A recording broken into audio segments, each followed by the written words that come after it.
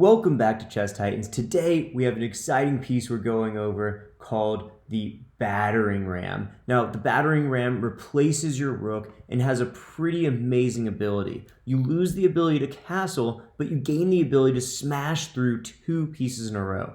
We're going to go over defenses to this piece, and we're going to go over tactics to this piece. It's going to be a really exciting video with some amazing strategy. But first, if you're new to Chess Titans is a new game that allows you to transfer your pieces, swap them out for new pieces. So for example, you can change out your pawn for an assassin or a squire or a mimic, and these pieces don't just look different, they actually act different too, and they move differently and have different abilities. So for example, the squire moves at an angle and attacks forward, unlike the traditional pawn that attacks at an angle and moves forward. The squire opens up entirely new strategies just by this simple change in movement. For example, you can open up an entire file, an entire lane for your rook on the first move versus the pawn. You're blocking your rook when you move it forward, and your rook has to come out and then out, and it doesn't create the best strategy from an opening position. So it's a really strategic game, and as you continue to use different pieces together in different ways, your strategy continues to unfold. Now, in this case, in this example, we're going to use squires as our pawns, and we're going to use the battering ram. Now, the battering ram has the ability to smash through two pieces once per game. We're going to talk a little bit about when to use it and ways to use it. Now, let's go ahead and start off and talk about the opening file that we just mentioned, where you can open up a lane with the squire, and now, right away, in this next move, we're able to smash through both of these pieces in one move, which means that we can take the rook right away in a single move, which is such a powerful opening if you're able to do that. So what this looks like is right away, you gain this position, and now you're forcing the opponent to move this out of the way because the next move you're going to be able to take this. Now you can't smash through both these pieces. You've used your ability to get through the pawn and the rook, and you can no longer use that. And of course, in this position, black would have moved whatever they moved, and that's what enables you to do that. They didn't defend properly. Now let's go ahead and talk about how do you defend against this, because right away we're opening up this pretty powerful attack, and the opponent needs to be able to defend this. There's a couple different defenses you can have. One is by ignoring it and having a piece that can defend. So in another video, we'll cover the Pegasus, but the Pegasus has the ability to attack to the side. So if the opponent is using a Pegasus, you open here, let's say they move their pawn up, and then you smash through these pieces. So you get rid of these pieces because you run right through them. Well, the opponent's going to take back right away. Now, this is a good defense because it takes that away, and now your Pegasus has an opening here going straight out and can attack at an angle. So it's not the worst strategy, but you're down a pawn right up front. So it's more advantageous for white to do this in this case scenario. And you can do this if you're black pieces as well. But you do kind of ruin the defenses here, any strategy that black has on the side, and then white can go ahead and mimic over here. So how do you defend it? Let's say you're in this position, white just took your castle over here, just took your rook, and then boom, opens up this lane here, brings this squire out two pieces because you could do that on the starting line, and now is threatening to go all the way and smash through here. I guess one note here, let's say this actually wouldn't be able to work, so I'm kind of catching myself here because the battering ram only has the ability to do this once. So let's go ahead and put some of these pieces back, and we will pretend that this is the first move. So the first move white does is opens up the battering ram, and now is threatening to run through both these pieces. You can do it on either side. Both battering rams have the same capabilities. And when you unlock one battering ram, you replace both pieces. Same thing. If you unlock the squire, you get all your pawns replaced.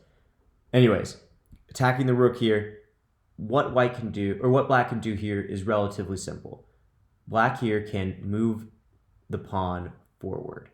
Now, we're limited to only taking this piece, and then of course will be taken back right away. It is the simplest defense. If you're using pawns, you just take right away. You can take this back, because if they can't ram through to even get to here, the battering ram can only ram through if two pieces are adjacent to each other, if they're stacked. So the battering ram can only attack here and take. So if you're using pawn, that's the strategy there. Now, what if you're not using a pawn? Let's say, and we're just for simplicity's sake here, we're going to say that you're using an assassin. Now, of course, the assassin would be along all of these, so just pretend all of these are assassins as well. But in this case, white just opened up, moved the squire here, and the assassin moves just like the squire, moves at an angle, attacks forward. Difference is, I'm kind of jumping ahead, but the assassin can jump its own pieces. So the assassin can do cool things like that, a little bit more agile than the squire. But what you do here to defend is you move this assassin here. So now the battering ram can take through both these pieces or one of these pieces, and it's going to be taken back right away. In this case, the Pegasus can take if it goes through both, or the rook can take if it goes through both. If the battering ram goes through just one, then the opponent is going to take back right away by moving the assassin straight forward. So that's where the capability of the battering ram comes in. It's a really powerful piece, but can be defended on that opening relatively easily. And just to go ahead and finish this off and talk about the last piece. Oops, sorry about that. You kind of seeing the a little bit of the behind the scenes action there. Let me just kind of reset this. All right. Got a little look into all the pieces and what they look like. All right, let's say you're using the Mimic. The Mimic is powerful because the Mimic can take a piece and turn into that piece. So you definitely don't want that to happen here. Now, the difference between the Mimic is the Mimic attacks at a side. So what I mentioned earlier, if the rook is able to get through one, this Mimic can't take. So what you're really leaning on here is if the white opponent opens up and then you move here to defend. So what you're preventing is you can't smash through three pieces, you can only smash through two. So if you take through these, then you're going to have you're going to have this rook just take you right back. So what we're going to do here is, let's go ahead and move this back to the starting line, put the Mimic back here. If the battering ram is able to go through both these pieces, then in this case, this will take, and if it goes through one piece, it's not a free piece because it's still threatening here. We're still threatening this right through two pieces all the way up to the rook, but we also have this piece here. So any bishop level piece, no matter what it is, whether it's the wraith, the dragon, the bishop, or the gargoyle, it's going to be able to take the battering ram here, and that ruins the plans. Now, what white can do here to prevent against this, if they're trying to get a free piece, then you could have moved the squire here, you hold off here, no matter what they move. Of course, it's a Mimic, so we'll say they move like this. You open up your line for your bishop to move here. So in this case scenario, when you're taking like this, then you kind of open up the line here, so you threaten, and they moved here to prevent, and then now you're attacking this, so you can go ahead and take this, and if they take back, then you're able to go ahead and take one, and you're now threatening to take both these in a row. So now you're up a pawn, and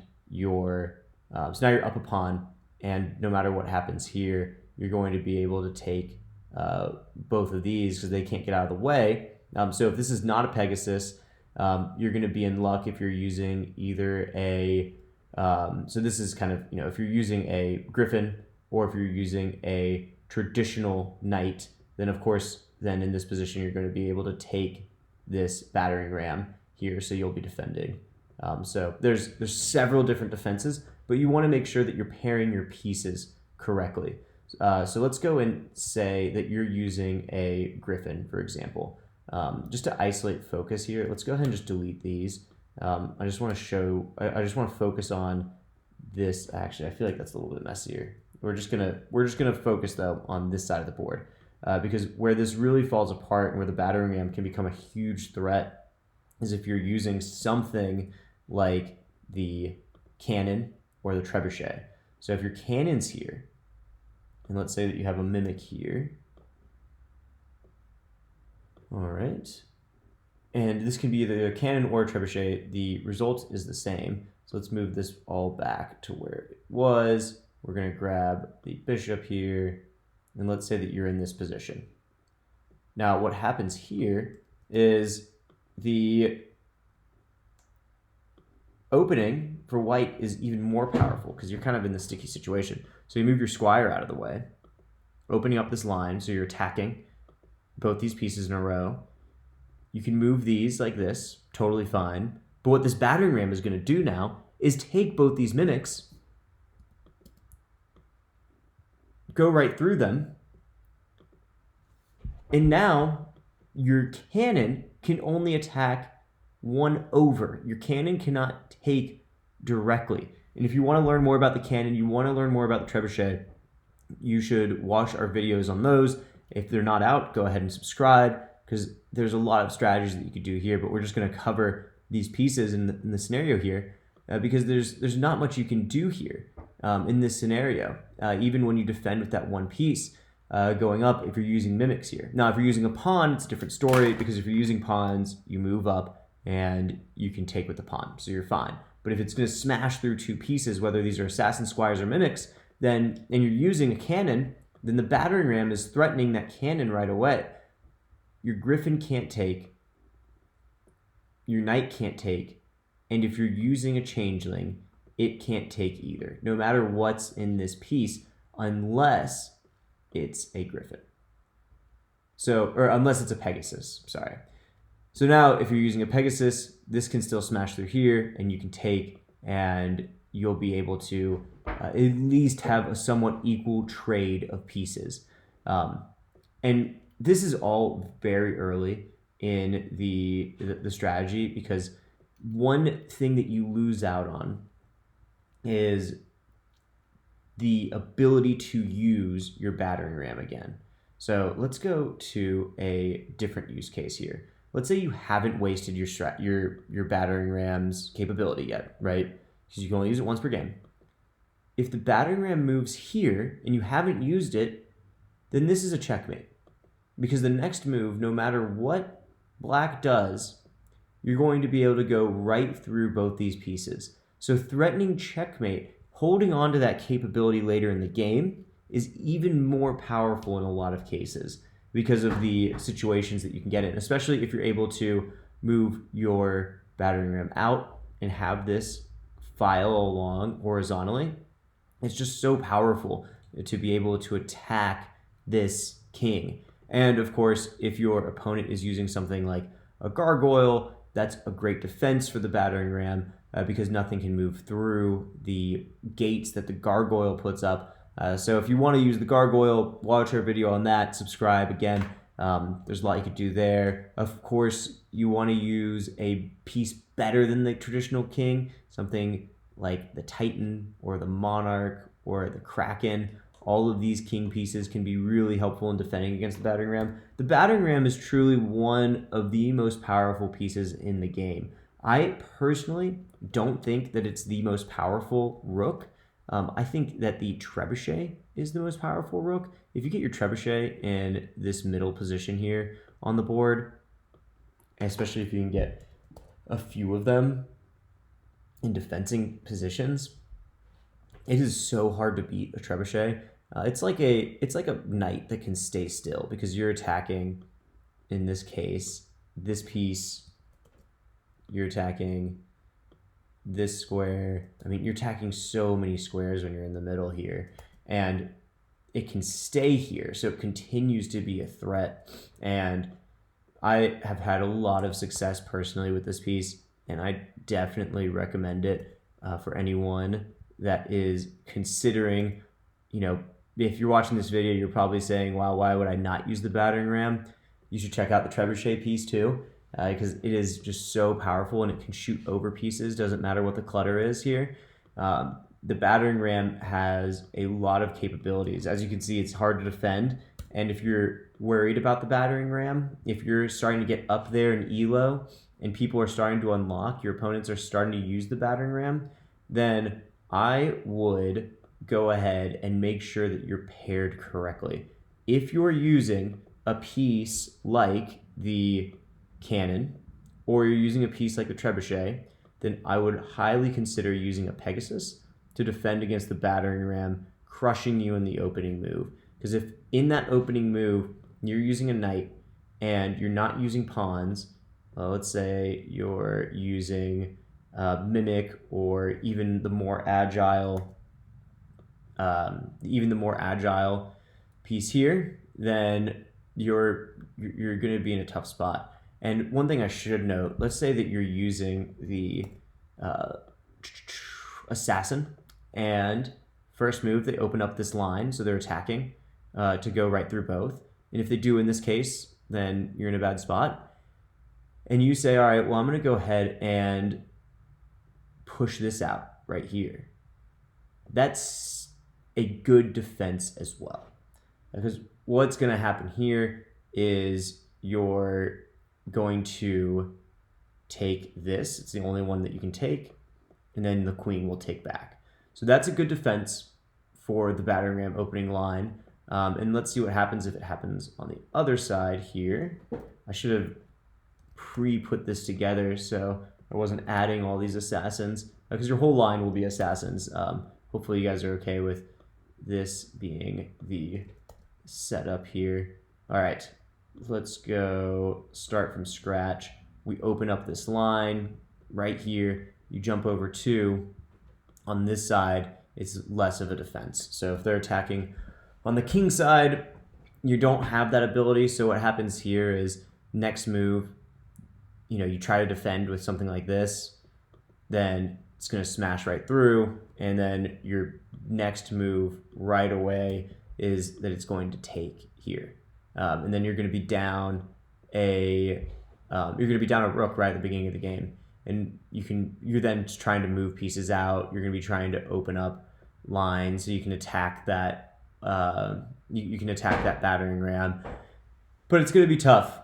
So that's the defense. If you're using a trebuchet or using a catapult, make sure that you have a Pegasus. If you don't have a Pegasus, then you're going to be in a tough spot if your opponent decides they're going to open up. If they're using a pawn that can move at an angle and go right through, then you're going to be in a tough position.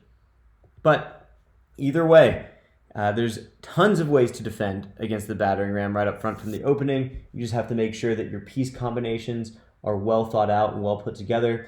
And we hope that we see you guys in the next video. Hope you enjoyed this one. If you want to learn more about Chess Titans, make sure you download the game and make sure that you're subscribing to this channel. And we'll see you in the next video. Thanks for watching.